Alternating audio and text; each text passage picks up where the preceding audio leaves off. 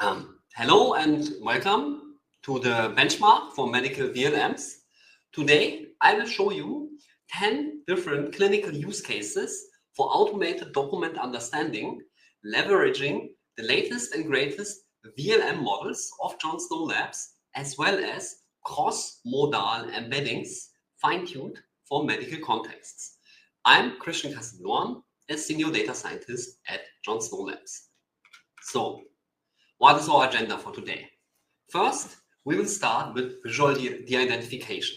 Very simple. We take PDFs, medical patient summaries, and redact the PHI. Then, in the second notebook, we start with structured inference and play more around with the vLLMs. And we will essentially learn how you can mine medical documents, easily give them all, give your unstructured images a nice structure, and then leverage that to sort your charts and do form rounding. After that, we will kick off 4 different RAG demos. The first one is a general medical RAG, which helps you with case synthesis. And essentially, we will be leveraging a dual embedding RAG, as well as the vLLM and the OCR model to get some very nice results there in the general medical space. But then we also do focus on dermatology, where we will showcase that we can, with a very powerful method, actually classify between, or pretty well classify between cancerous and non-cancerous pigments or parts of the skin, as well as have a very powerful visual RAG, so one that works either on the pixel basis or text. So for all of these RAGs, essentially, we will give our medical image, whether it is an X-ray scan or a pathological slide or a dermatological image or any other medical data, we give it a JSON structure and make it searchable, not only, so we cast the image to text and also the image itself, the pixels, we give it also semantic meaning. And so then, after that, we take a look at what we can do with ECG waveform analysis and how we can easily digitize it if we have scanned ECG waveforms. And then if we have enough time, I even have 2 extra bonus use cases and features and notebooks, where in the one you can look into KYC identification and verification, and in the other one we can see how you can automate your billing and invoice processing with vLLMs. Okay, so first of all, which models will we be using today? So there is quite a lot of vLLM models these days from John Snow Labs, or actually 4 important ones that we care today about, which is the JSL Vision OCR parsing, which is especially good at general OCR or image to JSON and structured image inference tasks or general image vLLM imaging tasks. Then we have, or actually, sorry, that was the JSL Vision OCR, where the OCR parsing shines actually. Sorry, mix them up. The OCR parsing is really good at actually OCRing the text. So if you have an image with text, it will get you exactly that text in a nice and clean manner. Much faster and much cheaper than any other vLLM would do. Because this is roughly a 1B model, and this is around 32B or 30. So this is pretty big actually, but brings its own power. On the other hand, we have also 2 specialized medical vLLMs, which are very familiar with medical domains and have been trained on X-ray and DICOM images and various other medical images and also text data. And then finally, or almost finally, we will introduce the JSL cross-modal vision embeddings, which essentially lets you embed text, but also embed image. And then you can compare an image to a text, and vice versa. So this is very powerful for medical imaging-based RAG systems, as we will see, and even has a couple extra tricks you can leverage for classification, as we will also see.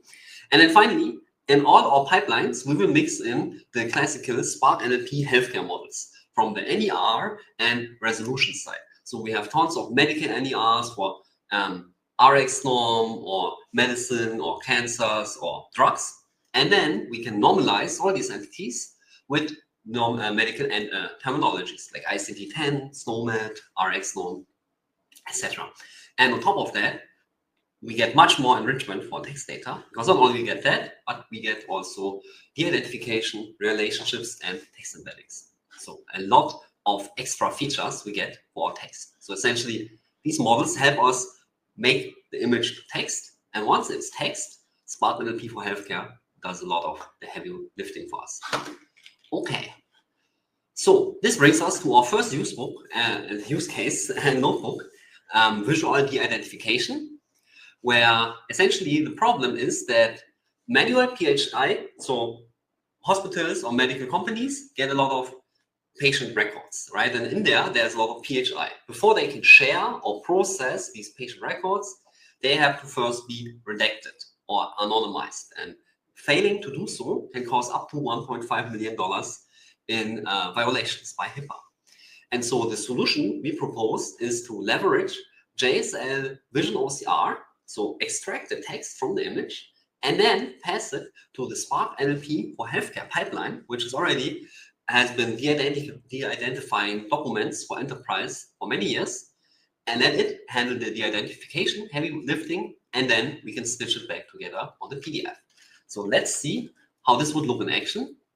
So first of all, for all the notebooks today, they are all on GitHub, and the link will be shared below in the comments or description of this webinar. But essentially, what you should know is that you can just click this Open in Collab button for each of these notebooks, and then it will open in Collab, right? And essentially, if you run the first cells, you have two options. The default option, which I recommend, is you can run with cached data, because all of these models, to set them up, you actually need a medical license and a little bit of infrastructure and a little bit of time as well. So to save you the time, I have pre-computed for all the notebooks a decent amount of data so that you can experience and check out all the predictions yourself. And then if you're interested, you can deploy yourself as well. How you can do that is in the docs, but we will also get into that in the very end. For now, we can assume that we're using the cache, and we have a vLLM endpoint that exposes us the OCR model from the visual OCR model, and that we get a lot of very handy utilities from our utilities that we provide here for the notebook. So let's look at our first utility, which is actually pretty nice. It shows us here the data set. So first of all, maybe before this, which data set will we work with here? We will look at synthetic digital medical documents, like clinic patient summaries, and we have for this ground truth, and essentially we will extract the text and then identify the PHI entities and then redact them. So we will do this once for digital documents and once for handwritten prescriptions. And additionally, we will enrich the extracted text with the NER models from Johnson Labs. Okay. So, yeah, so here we have the preview of the first data set. As you can see, these are medical documents for various patients, right? There's a patient summary, there's his demographics and his lifestyle, and there's also varying amounts of quality of documents, ranging from pretty easy and clean to medium to very dirty, like it could be from a very old scanner. So a lot of artifacts. And for each of these documents, we have the ground truth PHI entities. So we know which entity is PHI and which we should obfuscate. So this will be nice for evaluating our model in the next step.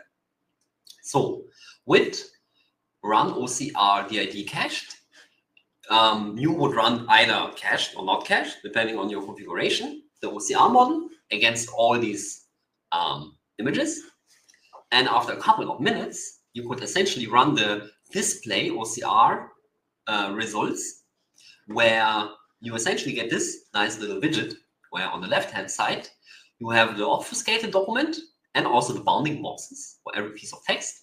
And on the right-hand side, you have the original PDF, so the unedited one. And also we have a lot of very interesting metadata extracted. So first of all, we have the detected text. So this is straight from the OCR model, right? This is what we grabbed from the pixel data and then have the bounding boxes for everything. And then whatever you see here as reducted is from the medical NLP pipeline and detected as PHI entity, right? For each of them, for example, here, Kim Laverne's, you have the class, like patient, right? And you see here the overview of how many patients or how many classes there are of each, right? And even if there are other non-PHI entities, there are not that many in this document, but we will see that later, you will see the entities here even, together with, if it's a drug, Rx norm codes or other codes, depending on your data set. And so if we scroll through a couple documents here, we can see there, it handles text pretty nicely. It looks pretty much like, it's a document, and there's a lot of amount, de-identified. But we can just eyeball it, or we can actually compute the accuracy. So this is what I did here in the next step. And we can see that with this pipeline, the OCR model and the NLP pipeline, you can reach around 100% recall, and with 85% precision and 93% region accuracy. So a couple too many entities de-identified, but overall very nice, very powerful. And what I then did as a follow-up, I sent those images straight to ChatGPT, the latest model, which today is 5.4, and Claude Sonnet 4.6, and give them the same task. De-identify this. I asked them to do this in one shot. It's a bit hard, but they claim to be the greatest. But in this case, we outperform them and actually do pretty well, except precision. So they are a bit more careful, but we have more recall, which I think is more important in a clinical setting. And of course, these models are faster and run on your own hardware. All right. So this brings us to the second section, where essentially we will be doing again the same thing, obfuscating or de-identifying clinical documents visually, but this time handwritten from a doctor. The first kind of handwriting, I think, many people claim. And if you look at this data, I'm not sure if I would disagree. Like, there is some really mean pieces of handwriting here. This is also synthetic, because otherwise you couldn't have this. But some of these look very real. And as ground truth, there was actually real clinical notes used, which had PHI removed. And then we re-injected some PHI for this test. And so essentially, right, if you run this through our OCR model, you first of all see very nicely every word gets detected very smoothly, right? Or, we have nice bounding boxes word-wise, and also a lot detected, a little bit too much maybe, even though, that makes actually sense. Doctor, Ganga, surname, Agarwal. So we have a lot of reductions, and we actually have a lot of, in this case, entities detected, pathology entities, because in this case we're only running a pathology NER. Could have ran more and get even more entities, but this, since we have medical prescription, is a good fit. And so we not only get the label for each entity, like curtain sign is a drug, but if it is mentioned there, we also get the Rx norm value for them and even relationships between the drugs and entities and frequencies. So pretty powerful. And so, summarizing this, you have just learned, right, how to very easily and straightforwardly anonymize your own documents on your own hardware. And with rough estimate, for a pretty accurate hospital, if you have 50 to 1,000 documents per day, you can save yearly between $50,000 to $750,000 a year. So that's pretty powerful. All right. So 3. Okay, and so now we get to the second notebook. Essentially now we will get to play with the real vLLMs and get to do some structured inference. Before that, there was also a type of vLLM, but specialized for OCR. Now we work with some general vLLM models that let us really structure our data. So the problem in this case is many hospitals, all hospitals, right, get hundreds of documents each day, and these need to be routed. Either these documents come digitally or via physical mail, and they need to be routed to the right department and the right people. So that takes a lot of time and money. And so we try to optimize this. Again, in this case, we take the document, we structurize it with our vLLM, and then route it to the right department. Pretty straightforward, actually. And so this is what we have notebook number 2 for. And so again, you can open this in Colab and run with for yourself. We will again run with cache data. And yeah, in this data set, in the beginning, we will look at the, first of all, general data set, just so you get an understanding of structured inference. If you haven't, are not familiar with that, it's a very powerful tool. And then we will see how we can do this for medical routing and even triaging. So first of all, how does our pipeline look like? Again, images go in, vLLM processes it, and we get nice JSON out. How do we get this JSON, and how do we get it reliably? With structured inference. With it, you can specify a JSON schema which constrains what the LLM or vLLM can output. If you don't know what is a JSON schema, it's essentially like a class or a database table, right? And so we could, in this case, and this will always guarantee you have valid JSON. Not like, usually if you work with LLMs, you're not always sure if you actually get JSON or something else, right? So that's very powerful. And how could a schema like this look like? For a generic case, for general document mining, you could say, okay, my schema has a set of properties. So it has some fields, and the first field is a document title. So if we have a document, we should give it a title. And it's a free string, so the model can be creative with what title it want to use there. The same for the type, but then it gets interesting with the document domain, because there we say this field, which the LLM will return, is an enum, and it can only be one of these values: finance, medical, technology, and so on. So this way, we actually have now a built-in classifier, right? We are now guaranteed there is this field domain, and it is one of these. So very quickly, you can now classify documents. That's why we also have the field has tables, has charts, has handwritten text, right? Just to showcase, these are again additional classification values your vLLM can add. So very powerful. And additionally, we let the LLM give the document some description and keywords and a language. And for all the fields, you can either say they are mandatory or optional, right? Because not every document has, let's say, a language. Maybe if it's just a picture of a car, right? What's the language of that? None, kind of. So it can be optional, right? And then together with this, you can usually have a quite generic prompt, or like, you can specialize it a bit, but usually the heavy lifting is done by the schema. The prompt still has some impact, but most of the context is here already. And we just say, okay, analyze this document and extract metadata, and then pick a domain from one of the enums, the quality, and be specific and accurate. Okay, so here we use or load this data set from Hugging Face and can inspect it with our nice gallery. And we can see what kinds of documents we have here, right? It's really random kinds of documents you might grab from a PDF. This is like a COVID chart, right? So tables, a driver's license, and so on, right? And now these documents, we can give, so first of all, these are all unstructured, right? Imagine now you have a bunch of these and you don't know the structure. Now you can give them structure with this JSON schema, which is what we do in the next step. In run cache batch, we're essentially running with the medical vLLM and using this JSON schema and give it, return this type of JSON for every image.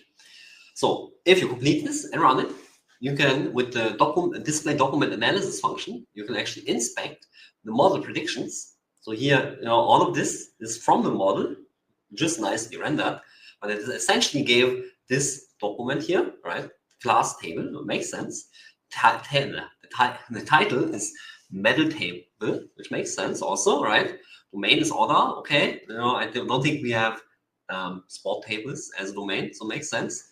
Keywords also, gold, silver, medal, makes sense, and high quality. Okay, pretty nice. For the next document, it's the same. You have the company structure as the title. Yeah, that fits, right? Domain is finance. Yeah, looks kind of finance, right? description, it says like, the infographic provides a detailed breakdown of the company structure for fiscal year 2019, right? And if you check, yeah, this chart seems to fit the keywords also, so pretty nice, right?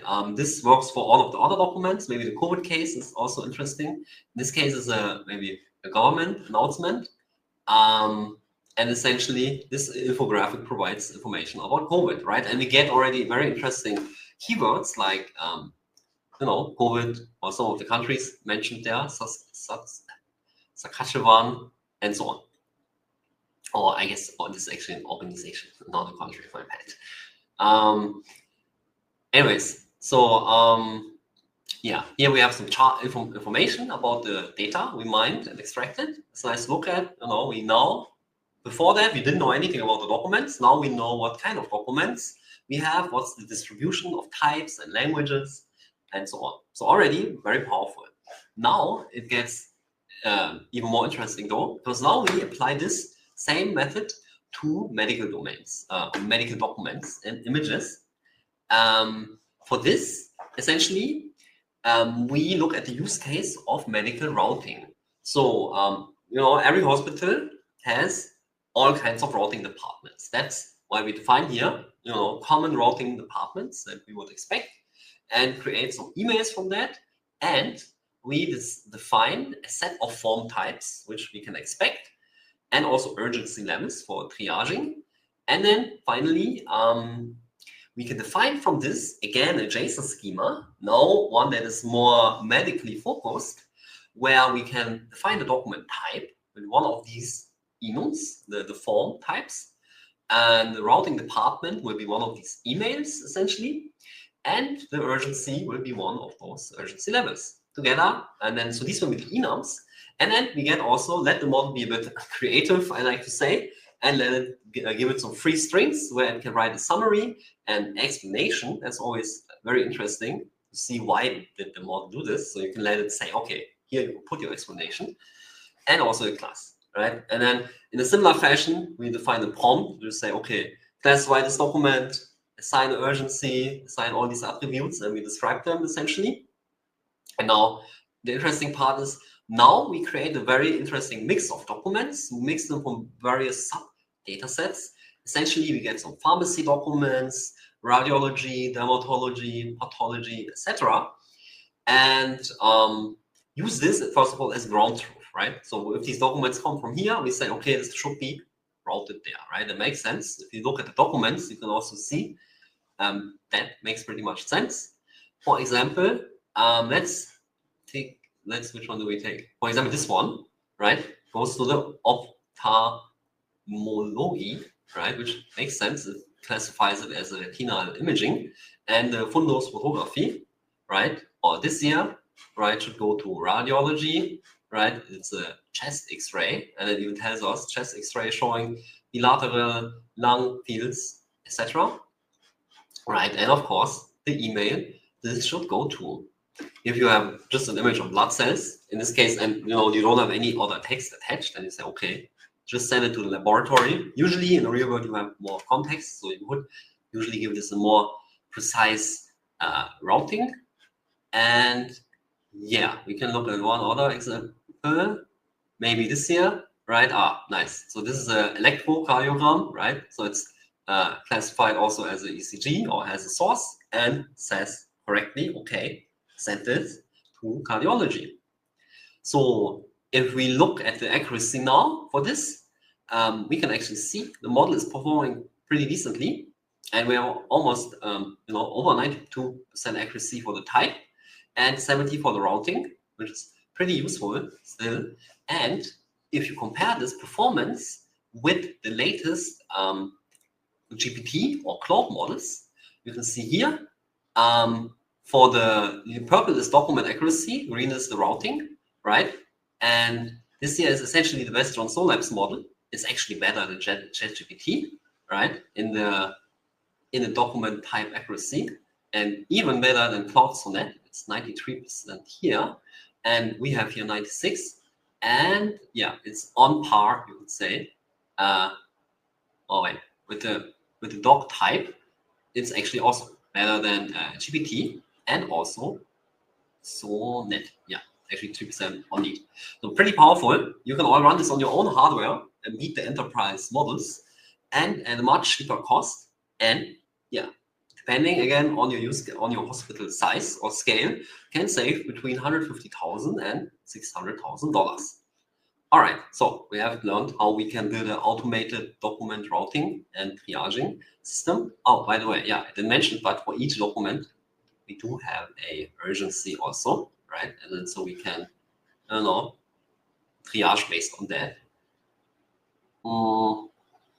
Yeah, okay, so this now brings us to the third notebook.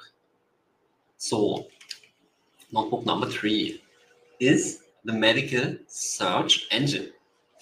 So, or effectively also a RAG, right? So the problem, many hospitals or all hospitals essentially are document silos. It's like a untapped well of oil where there's, you know, a huge amount of documents which are just waiting to be mined and extracted data and value for. And so usually manually finding and looking through documents can take 10, 30 minutes of time and often requires expert people to do this, which costs a lot of money. And so our solution is to combine a vLLM model and an OCR model and Spark NLP for healthcare to enrich the data and then create a RAG from this. More precisely, we can see the architecture that we will see right here. So essentially, there are 2 stages to every RAG, right? First, we got to build the database, and then we have methods of querying it. So how do we build it? Effectively, effectively, we input the image, and the image, first of all, goes to the vLLM. As we have seen, right, a couple minutes ago, the vLLM can enrich the document with all kinds of relevant data, like keywords, description, type, class, right? So we generate this data in addition to a Boolean field, which has text. So the vLLM decides, is there a lot of text or how much text there is? And if there is enough text, we can say, okay, let's run the OCR model on this and also get the OCR extraction. Because the vLLM gives us just a semantic summary or semantic information, but we don't actually use it for OCR because the actual OCR model is much faster and cheaper and better for that. And that is why if you have text, you should usually run the OCR on the text. There's a lot of text, and then the vLLM to get general information. Because the OCR has no semantic understanding. It just knows what are the letters, but it doesn't know what do they really mean. But the vLLM knows that, or certain, like it can recognize that a hand is bleeding and then say, okay, I should label this as bleeding also. Anyways, so you have now text data from the vLLM, text data from the OCR, and we merge this essentially to a bigger text blob, and then this big blob of text or data we extracted, structure from the image, we pass through the Spark NLP for healthcare pipeline, where we can enrich it with all kinds of medical additional expert domain knowledge, like classifying named entities or resolving to various medical terminologies like ICD or RxNorm or SNOMED. So we're normalizing again. And yeah, so then we have even more text data and even more context for this little image we started with. And then we do embedding, and we do 2 types of embedding in this experimental pipeline. You can also do it differently, but in this case, we use sentence BioBert for the sentence embedding, which has domain knowledge or understanding of medical domains. And we're also using the new JSL Vision Embed cross-modal, which can also embed images and text as well. And we're mixing them both together because as BioBert is still, if you just embed text, better than the JSL Vision cross. But if you do images, this one is of course better.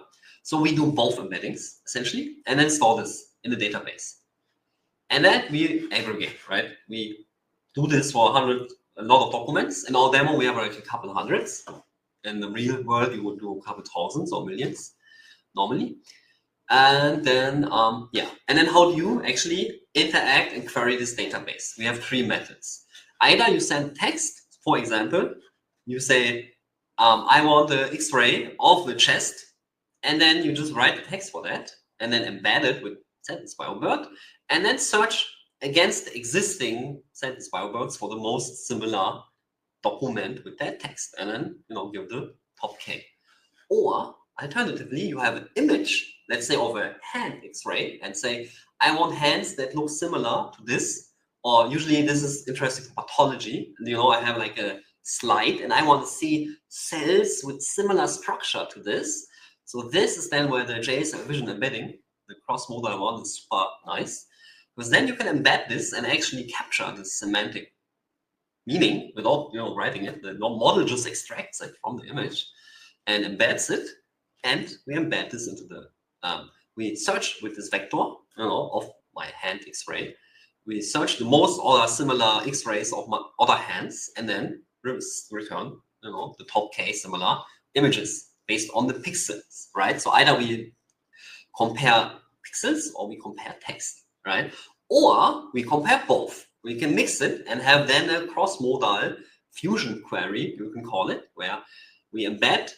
We can have an image and a text. The text gets embedded by a sentence bio-word, the image embedded by the cross-model, and then you can weigh it essentially. Say I want more weighing on this side or the other, and then extract that essentially and get then the top K results. Okay, so there was a lot of explanation. Let's see this in action. Again, this will be pretty fast to run because we have all the data cached. Essentially, again, we have the 38B model exposed here. You can also test the 7B. We have 7B and 30B cached, and you can leverage that. And so essentially for this demo, first of all, what data do we have? We have a very nice mix. We have around 200 documents from empty samples, clinical notes, we have prescriptions, medical imaging, consent forms, patient intakes, and ECG, and like a wild mix of everything. And we will apply the pipeline from let me just describe. So here you also see a nice distribution of the actual classes. So we also have like skin lesions, fundos, lots of X-rays, ECG, and so on. This is the same, we just talked about this, and so you know this diagram by now.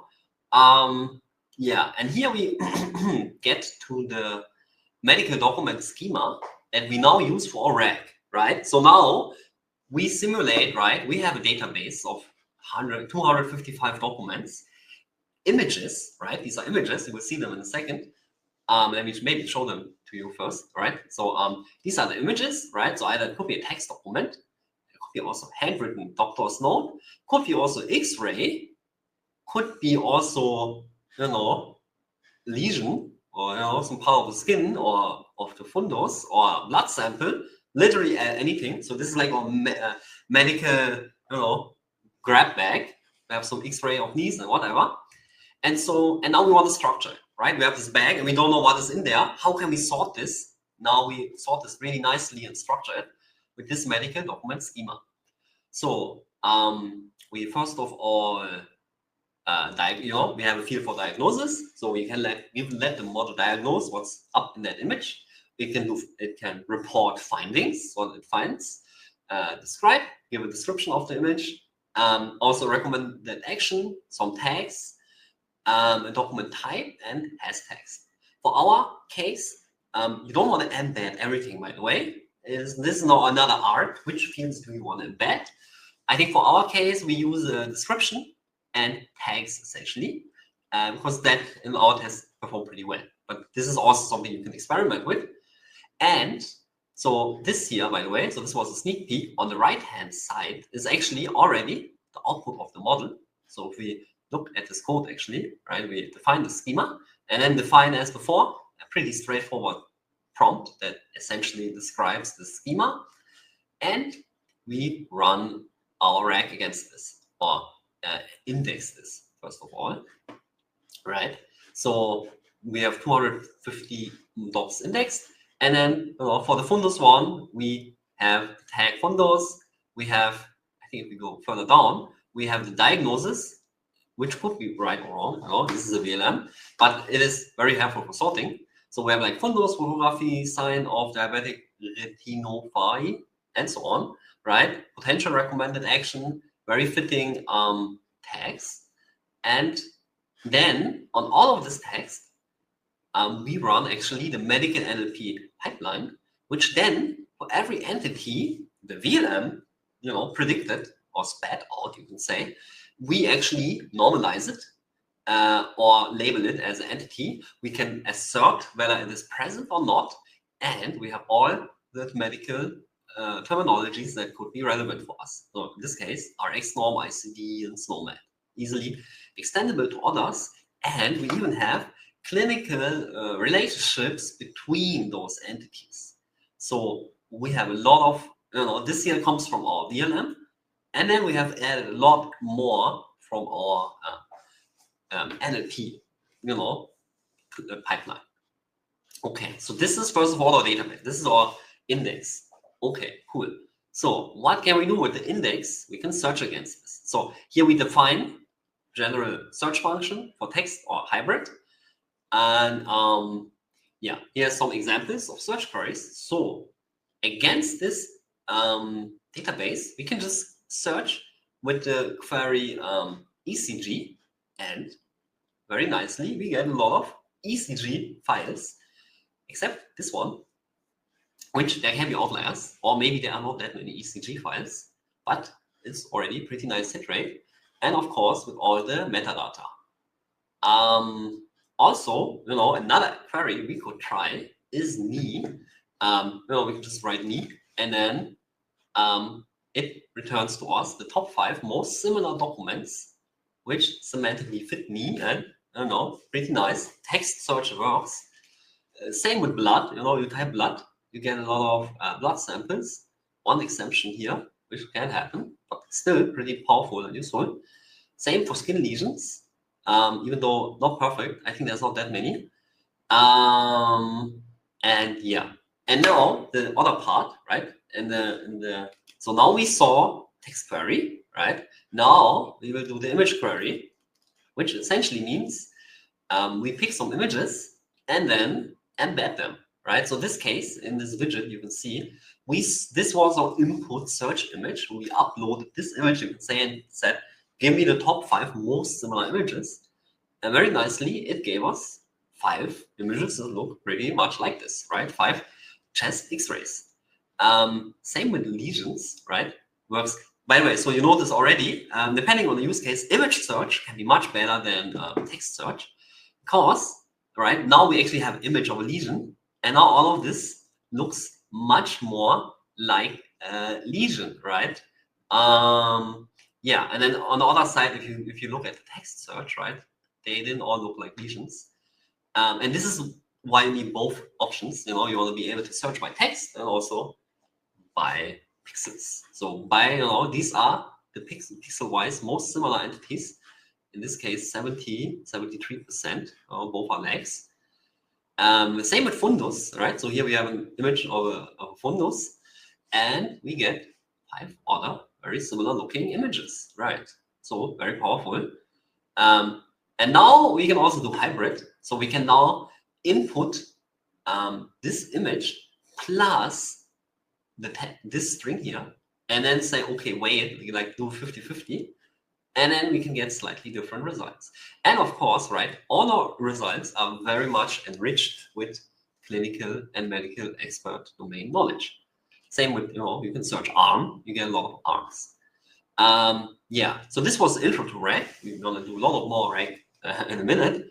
But just summarizing, right, what did we learn? We learned how you can structure, a random mix of medical documents and make them searchable via pixels, via text, semantically, or via a blend of both.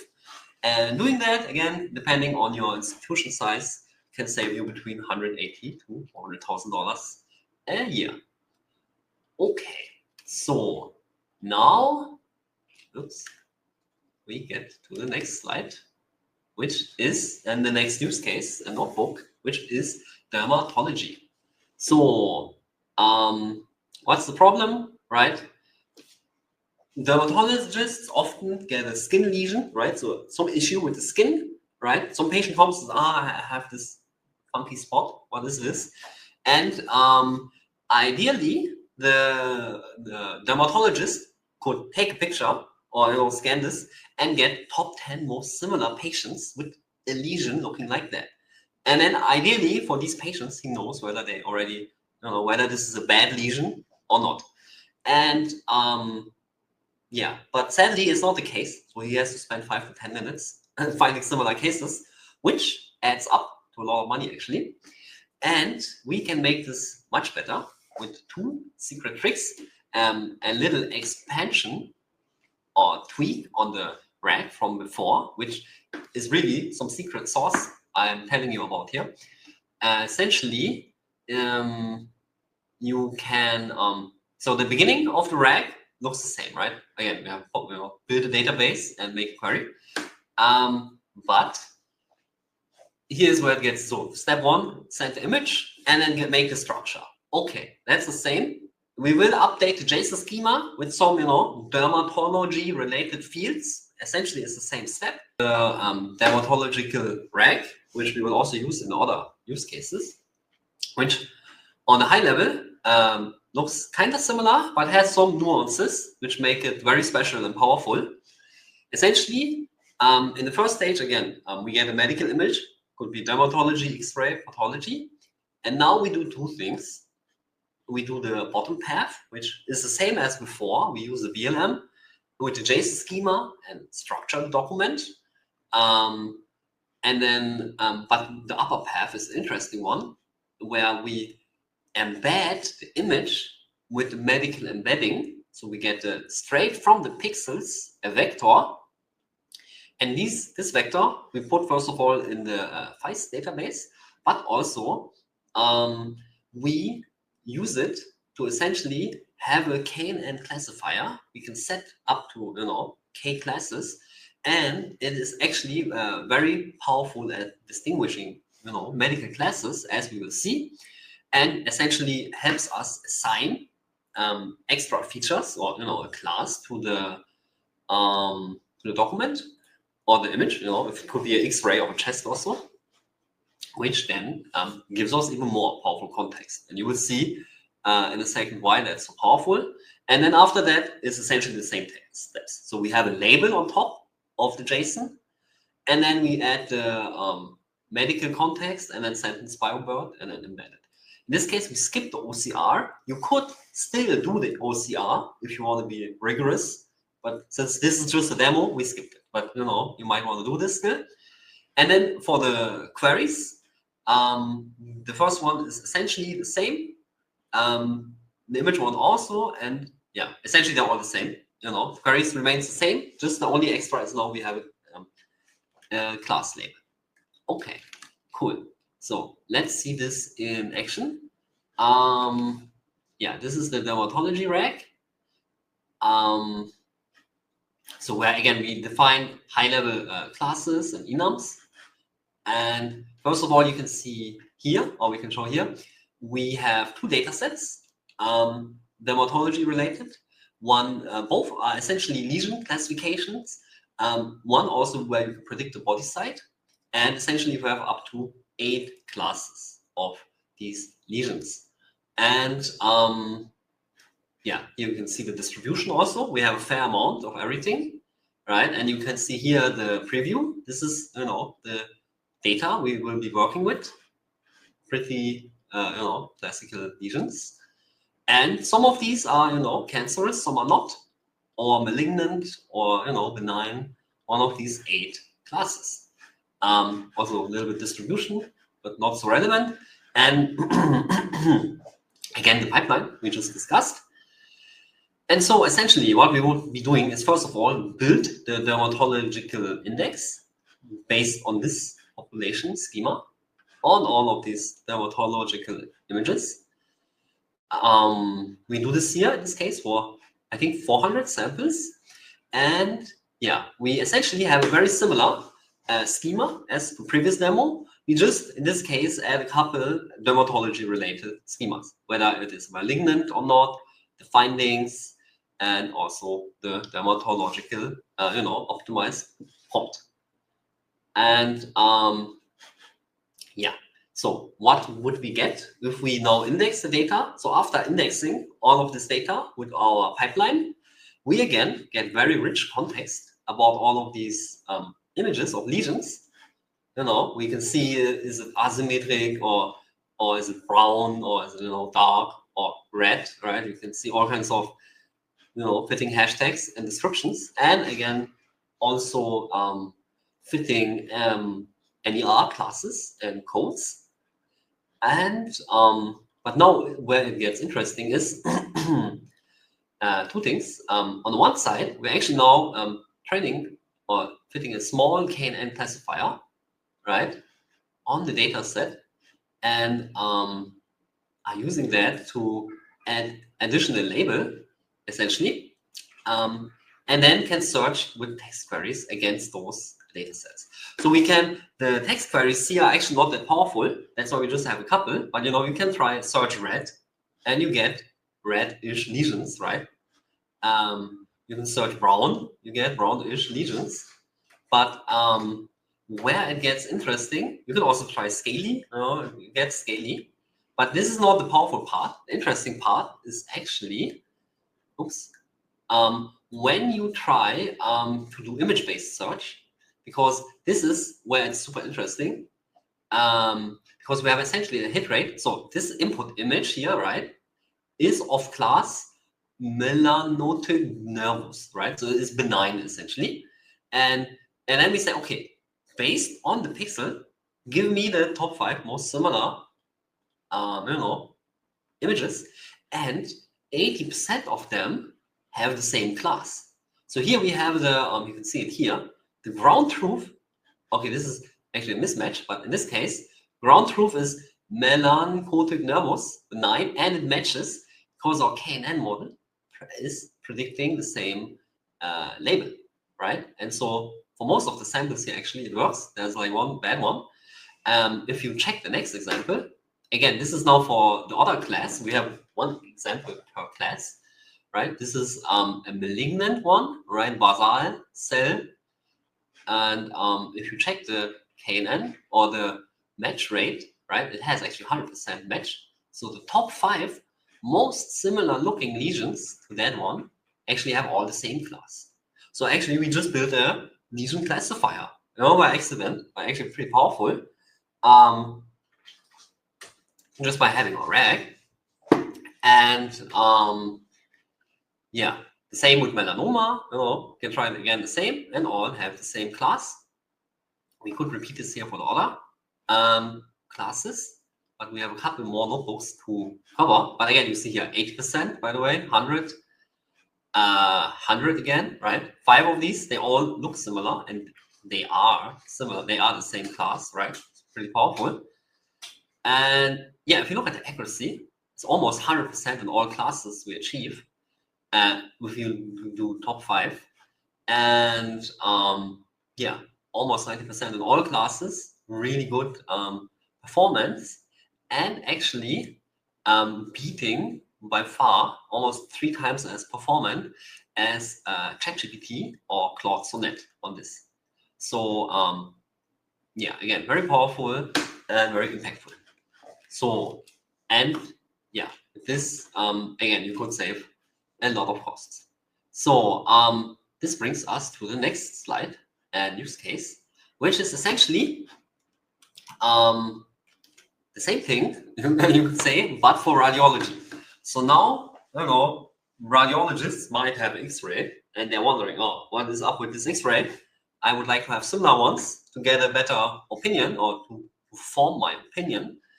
And he will spend a lot of time on that every month, and the hospital will spend a lot of money on that.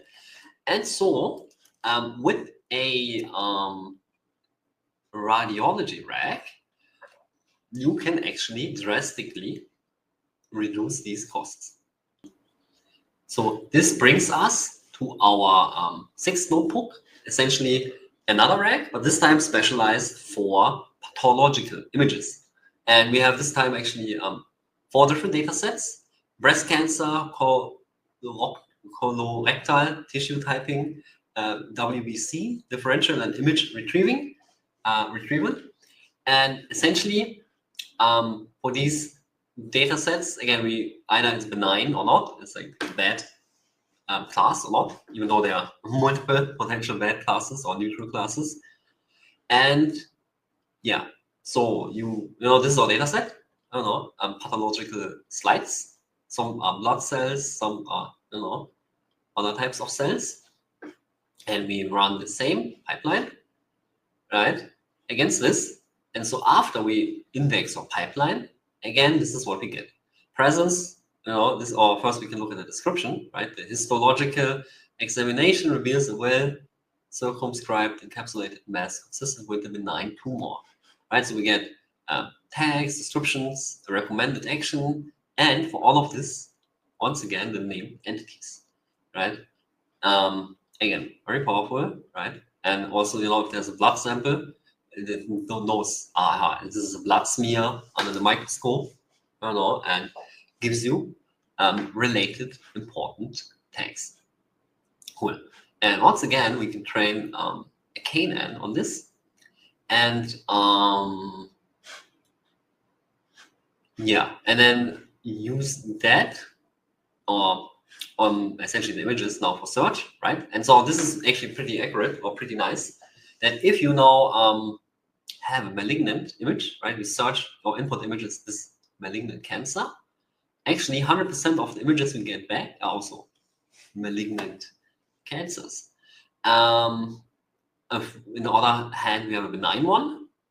We have 80% hit rate for this particular case, and also, you know, all the relevant additional NLP and visual context. Yeah, the same for adipose tissue. Actually, 100%. You know, so we input the adipose sample. We get a lot of other adipose ones. And yeah, for mucus, we have an 80% hit rate for this image, and so on, right? So yeah, 20% here. Not all cases work or classes work perfect, but many of them work. You know, here is another 100 work pretty well. And instead of only images, again, we could also do text search, and then do, you know, invasive ductal, you know, breast tissue, and yeah, get here all the, you know, most fitting textual, most similar images.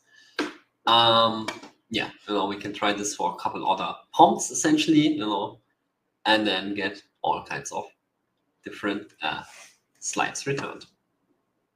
Okay.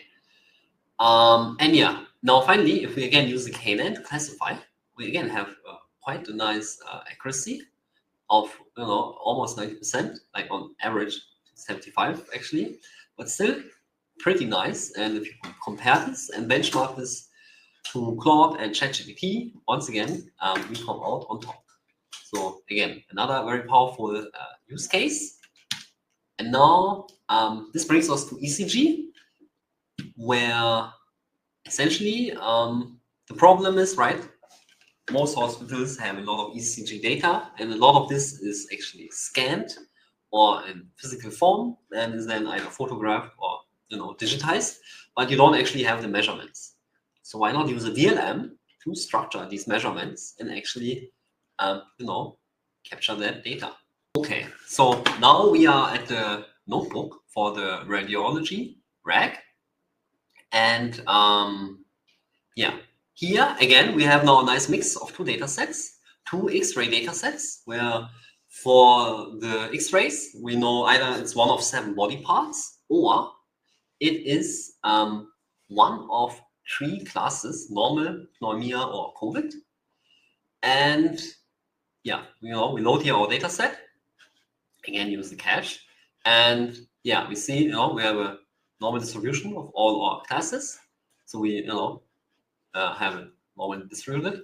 And if we look at some of the samples, you can see, you know, typical X-rays, a lot of chests, but also, you know, 7 body parts in total, right? And now, what could be a fitting schema? By now, you should be, could have an idea how we could update our previous schema. All we would do to work with this kind of data, or to even better structure it, is that we add a body part enum, and we could even add the laterality or severity, but mainly the body part will be very, very interesting. And then in the same way, we just describe the prompt, and then build our rag index, right? So again, the same fashion as before, we are embedding all, we are creating the vLLM structure for all the documents, description, findings, tags, and then run all of this through the NLP pipeline, get even more data, and have the image vector embeddings. And right, if you look at the descriptions, they are pretty much fitting, right? Body part is the wrist, laterality is right. I think that is the right, I'm not sure, you have to tell me. But yeah, we have essentially this is a shoulder, we have a description, and also the text. Usually if there's a prosthetic component or a medical device, usually that will pop up in the description. You could actually also add a flag. You could be updating the schema and say, okay, now let's add a Boolean for whether there is a medical device or not. And now we can filter by that, right? Pretty powerful. And in the same fashion, we're building a KNN from that, and building a rag again, right? Or actually rag queries, right? And now here we start with images first. So we import this image, and the interesting part now is, right, I could not tell, but all of these 80% of these images have the same class, and I guess, yeah, they're all normal. One of them is not normal. Which one? I'm not sure, but we can check for the other one. So this one here, by the way, we know this is pneumonia, right? And in this case, most of them are actually wrong, which can happen. In this case, 60% are shoulder, right? And then 60% of the rag queries are also shoulders, right? And so we gave as input image a shoulder, right? Same with here, we have a humerus, and this has actually 80% accuracy, so we get mostly humeruses. And yeah, so you can see the image search is actually pretty powerful. You could try the same also with text. So instead of inputting the text, as here, instead you could have input a text string and then search against chest waveform notebook, where we will have a quick look, at a lot of ECG data. We have, I think, 1 or 2 data sets with a lot of ECG data. And for this ECG data, this is the ground truth, we have the relevant metrics, frequency, the QT, etc. And now we can try to use the vLLM. First of all, define a schema which follows ECG schema, right, with the same fields, fitting prompt, and then pass this to the vLLM. And this is already our output. Here you can see the field and the ground truth and the prediction and the error rate, right, and how large the error is quantified. And you can see, actually, it works pretty decently. Most of the times it's in very acceptable ranges of error, which makes classifying and dynamically filtering, urgent ECG readings automatically doable. And if you compare this, again, with Claude and GPT, we are pretty much on par. And yeah, alternatively, you could also do this for binary triage, but I will not go too much into depth for this. But essentially, yeah, you can check the notebook out, a lot of more cost saving. And now, I think we are now almost at the end. I think we have now, what do we have now? The next slide. Okay, we have KYC and invoices. I do a super fast skim, just showing you the capabilities, and then we wrap it up. So for KYC, essentially we have on 1 minute loading time again. Okay, let me see. Is everything okay? Okay, let me open this also, and then I will be done in 1 or 2 minutes. Okay.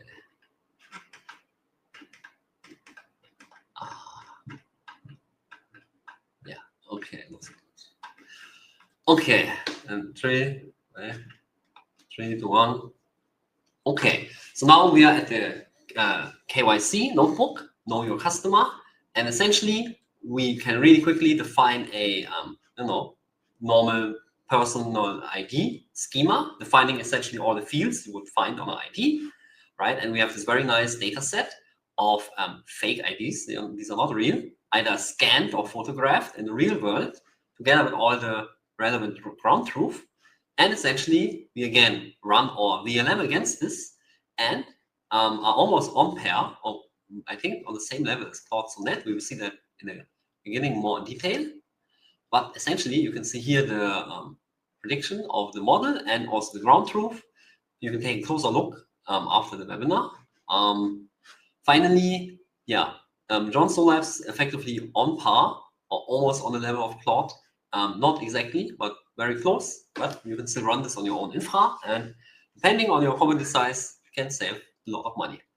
Okay, and now one super fast look into the invoice notebook, and then we managed over 10 use cases in a very fast time. So invoices, we all know invoices, right?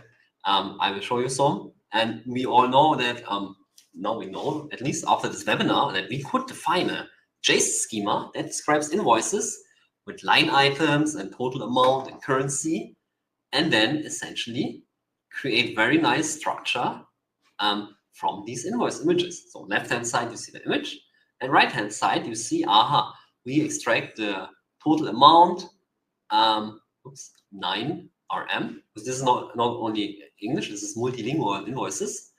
And essentially, we get the items and the prices. Yeah, you can have a closer look there. Finally, we just have a second segment here where we do the same, but with multilingual invoices. So if you happen to have Korean language invoices or Chinese, you can also handle this and translate this and structurize this. And yeah, this brings us to the end of this notebook and this webinar or the last demo. It gives us a lot of savings as well, and automates invoice reviews. And now, finally, summarizing, we've seen over 10 use cases in which John Snow Labs dominates most of them, especially the medical classification, but usually also very strong. This enables you to run state-of-the-art models for the hardest medical tasks and visual tasks, or even text tasks in your own infrastructure, cheaper than with enterprise, and usually more accurate. And with this, you can save millions of dollars for your hospital or organization. And with this, I would like to thank you very much. All right, we got it. Whew.